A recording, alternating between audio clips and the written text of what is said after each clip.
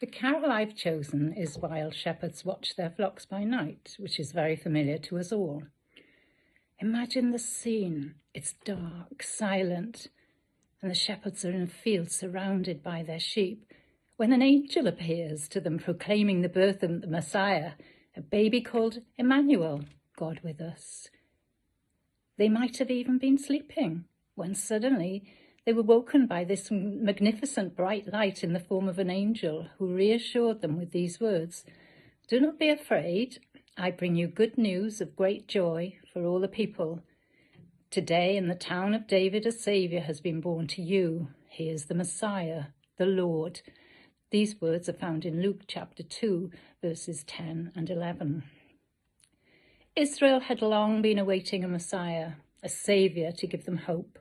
Was this the moment? Was this the fulfillment of Isaiah's prophecy 2,000 years earlier? In Isaiah 9, verse 6, we read, "For unto us a child is born, and to us a son is given, and the government will be upon his shoulders, and he will be called Wonderful Counselor, Mighty God, Everlasting Father, Prince of Peace." It's humbling to think that God stooped down to speak to these lowly shepherds, announcing the news. They were the first to hear the good news of Jesus' birth.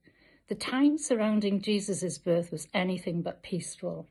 There was political unrest, a broken world, in desperate need of a saviour. Does this sound familiar? It can be easy to focus on difficult circumstances or experiences, especially after the challenges of past years. This season leading up to Christ's birth, known as Advent, meaning coming or arrival, offers us an opportunity to reflect again on God's promises to his people.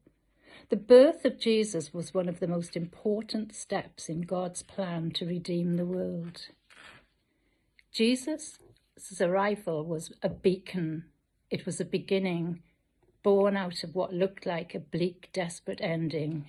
It's a reminder that God came to be with us, is still with us, and will come again.